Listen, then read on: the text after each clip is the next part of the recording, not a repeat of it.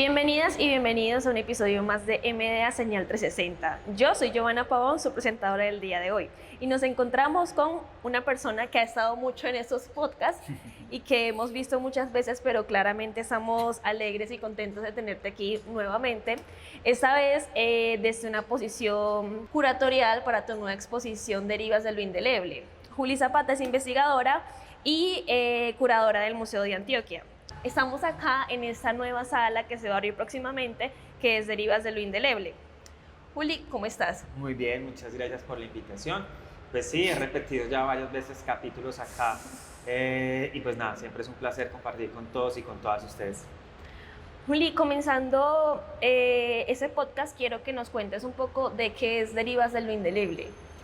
Bueno, Derivas de lo Indeleble, que otros sean lo normal, es una exposición temporal que se está construyendo para las salas temporales acá del Museo de Antioquia, que pues se articula a la agenda curatorial y expositiva del Museo de Antioquia en ese plan de abrir otras posibilidades de conversación, de diálogo y de tejer otras posibilidades desde las artes. Esta exposición pues es una exposición que se construye de una manera que me gusta enunciar como convocaduría, que se articula con obras de la colección del Museo de Antioquia y en su mayoría con obras de artistas de diferentes lugares del continente. Su nombre, que otros sean lo normal, apela a una frase, a Monstruo Mío, a un poema de una madre traba muy importante en las luchas del sur, que es Susy Shock. Yo reivindico mi derecho a ser un monstruo y que otros sean lo normal. Con respecto a eso, Juli, hay una frase una frase, digamos, que me gustaría leer. Precisamente es parte del texto curatorial que dice: esta exposición es una ceremonia íntima y profunda. No es una celebración pública, ni un carnaval, ni un grito de orgullo. Es un acto de amor hacia nuestros cuerpos, torcidos, chuecos, irregulares, hermosos. Un compromiso silencioso y feroz con nosotros mismos. Cuidarnos, transformarnos, si así lo deseamos, y vivir con dignidad. Juli, sobre el cuerpo y la estética, quería preguntarte cómo desafía esta exposición esos estándares tan heteronormativos, digamos, de belleza, y cómo reconfigura esos términos de monstruosidad, de normalidad. Bueno, pues es una exposición que desafía de entrada la forma en la que está construida.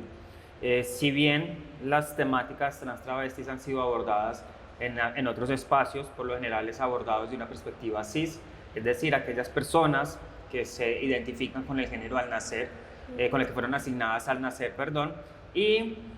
lo hacen desde ese lugar casi de la otredad, la exotización y demás. Aquí la mayoría de los y de las artistas son personas con experiencia de vida trans, travesti, que se construyen desde ese lugar de enunciación, que es un lugar político, afectivo, desde donde se decide construir esas vidas y experiencias desde las artes que nos vamos a encontrar en estas salas temporales. Entonces, la exposición apela a eso, primero, remitiéndose a la cita de Susy Shock, que nos han llamado monstruos, nos han llamado deformidades, nos han llamado antinaturas, nos han llamado personas enfermas, degeneradas y demás. Lo que hacemos es apelar a esos apelativos que se han utilizado para violentar a lo largo de la historia y los transformamos para poner nuestras corporalidades, nuestras construcciones en escena. Los museos están acostumbrados a encontrarse con cuerpos cis, desnudos,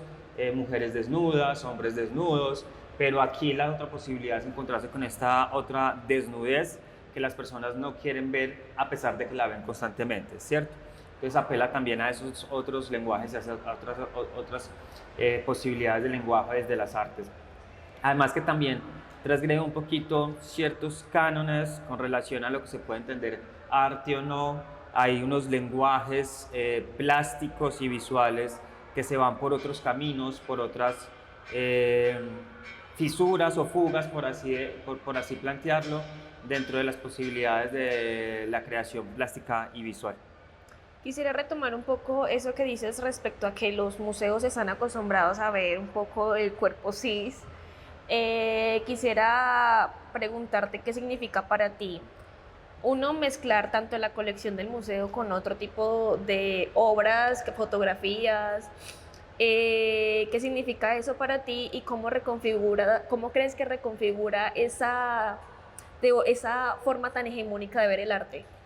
Sí, bueno, de hecho las obras que están, que están aquí en la exposición son, a ver, está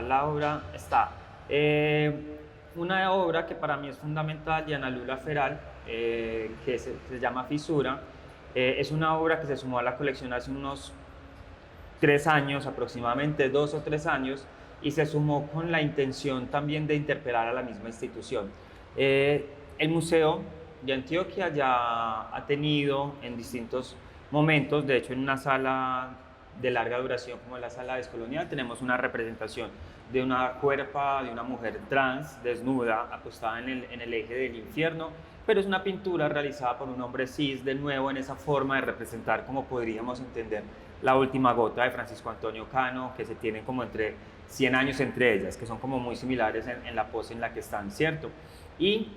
se le planteó al museo como bien, me parece muy interesante que pongan esas reflexiones en diálogo en sus salas de larga duración, quienes lo plantearon, los curadores, la curadora de esa sala, pero ¿dónde están en la colección los y las artistas trans? Entonces ahí se suma esta obra de Ana Lula Feral,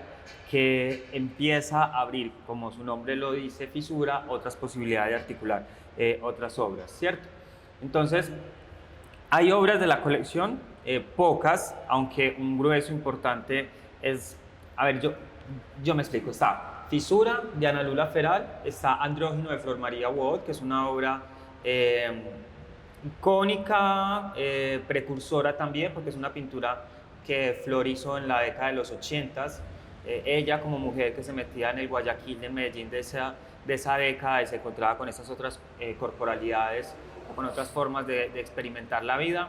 y un importante archivo que fue donado por Germana Rubla alrededor de una figura esencial para las artes escénicas, el teatro callejero, para el arte en su expresión más vivas, para la ciudad de Medellín, como lo es la Dani, que es un importante registro que hay aquí al interior de la colección del Museo de Antioquia. Entonces, esas tres obras que abordan desde una perspectiva muy diversa formas de comprender las identidades trans, travestis y de construirse, porque Ana Luz está presentando y construyendo a través de esa obra, se pone en diálogo con artistas contemporáneos, que desde sus obras plantean reflexiones desde la memoria, desde el archivo, desde el cuerpo, desde lo sagrado, lo profano, desde la fe y los afectos, desde lo indígena, que se plantea como desde otros lugares, desde lo afro. Entonces, como que sirve para que se amplíen esas posibilidades de diálogo de la colección con esas otras voces que están aquí dialogando.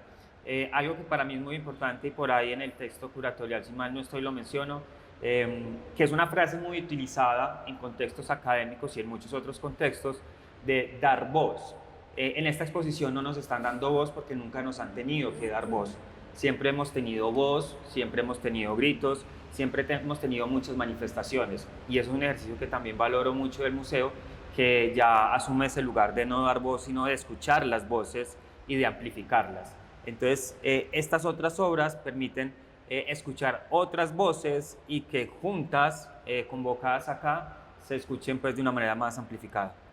Siento que el hecho de que esté esta exposición en esta sala donde antes estaba Francisco Antonio Cano tiene mucho que contar también, o con respecto a la colección, a la misma conexión de museo y a esa mirada hegemónica que le solemos dar al arte.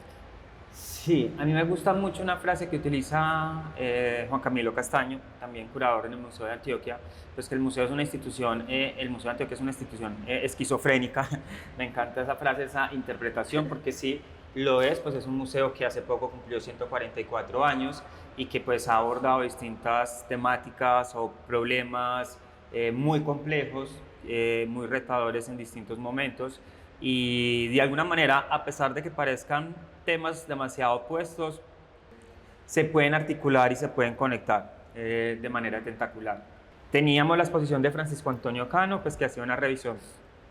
muy academicista, hoy un proceso pues como de formación más desde la academia, desde un arte más academicista, de una conformación o de una sí, solidificación de la formación en artes en Antioquia y en Colombia, y que incluso tenía un pequeño espacio para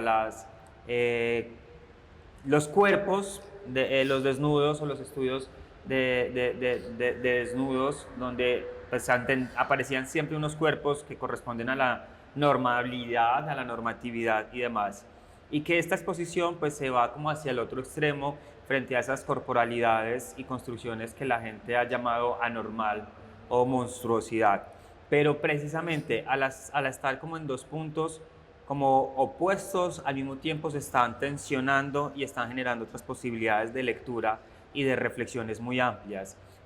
Francisco Antonio Cano se conectaba con se conecta con esta exposición, con las que tenemos en las temporales, en las de Cundinamarca, Sur y Norte, Variaciones del Presente y Simulacros del Imposible, así como se conecta con todo el resto de las salas del Museo de Antioquia porque aborda unos temas muy de la contemporaneidad. Entonces, sí, podríamos pensarlo también que se plantea como ese lugar de las artes donde han estado las y las artistas trans en el campo de las artes plásticas o visuales del mundo. Pues ahorita hay una gran presencia, es importante destacarla, pero sigue siendo mínima considerada pues como con relación a otras manifestaciones, y se plantea pues como por otras preguntas más que se pueden conectar con esa exposición. Ahorita comentabas, bueno, en el texto curatorial mencionan algo importante y es que esa exposición es parte de como una especie de regalo para el museo, digámoslo, por sus 144 años y por los 350 años de la ciudad. Eso me hace preguntarte respecto a cuál es el papel del territorio en la construcción de identidades y de estas identidades tan diversas. Sí,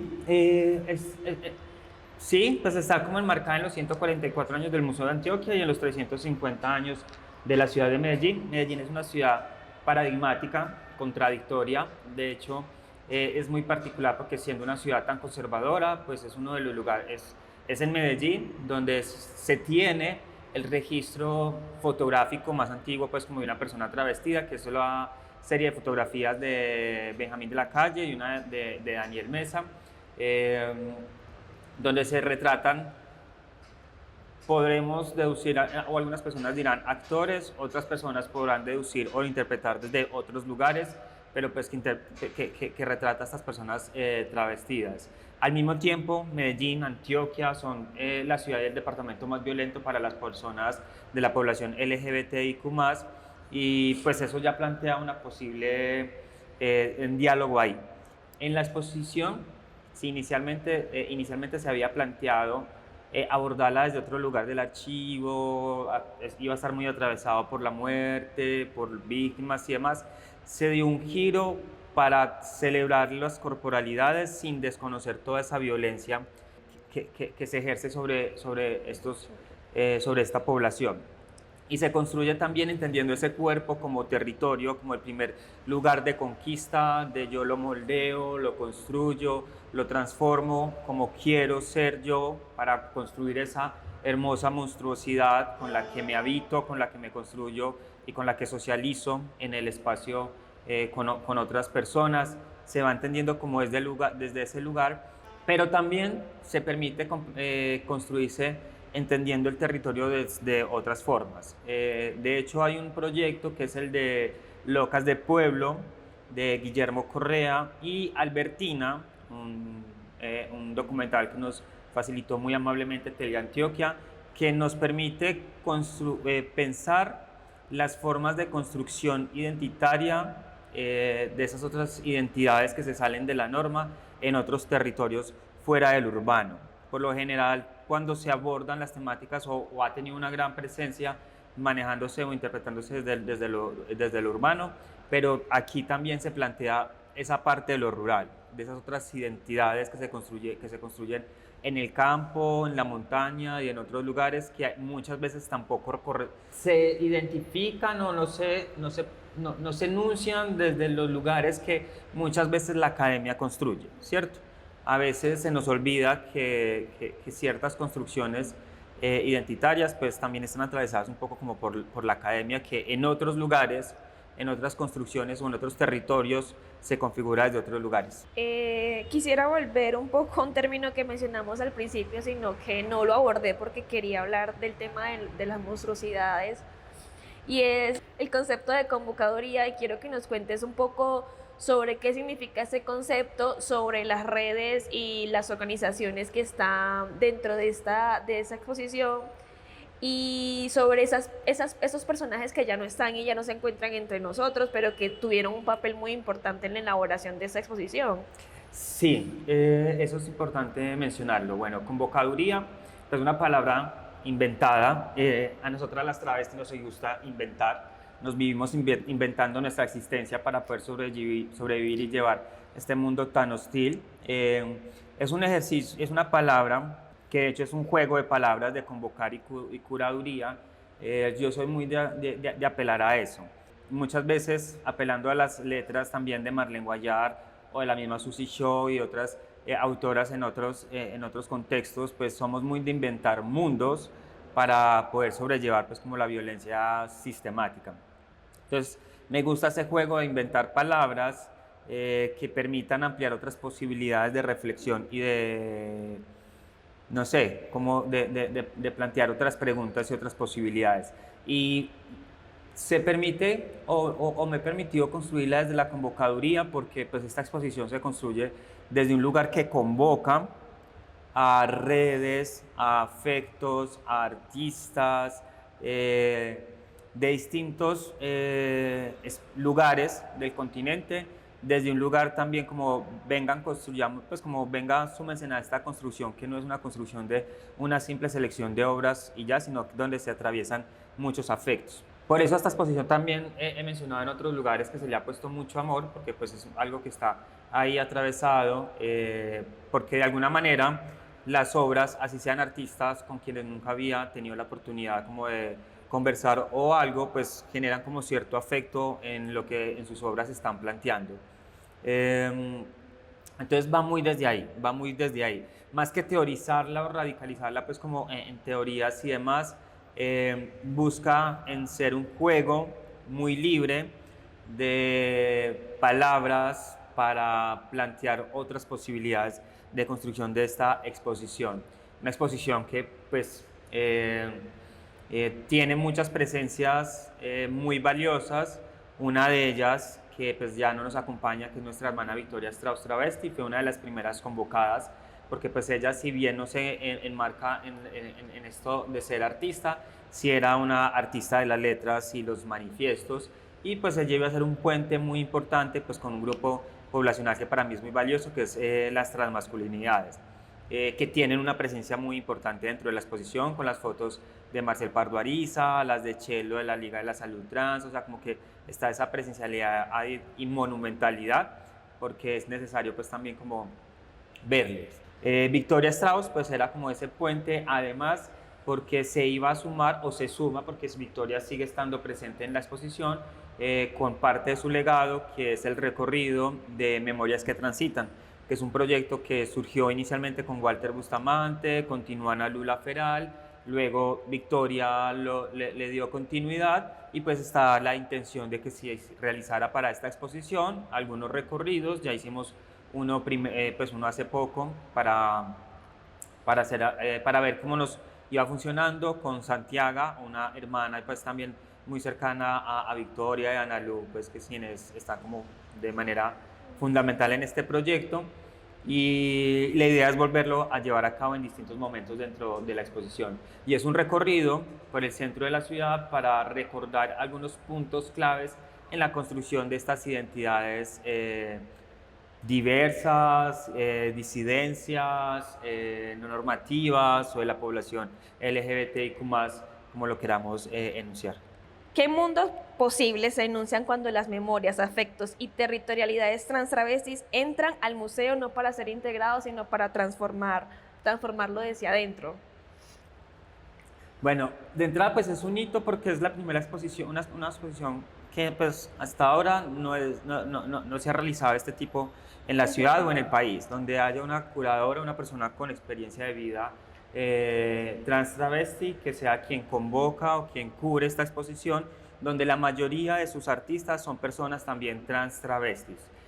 Eso ahí ya marca pues un punto bastante importante de entender estos otros mundos posibles, que no son unos mundos posibles, no son unas vidas, no son unas construcciones identitarias peligrosas, sino que son parte de la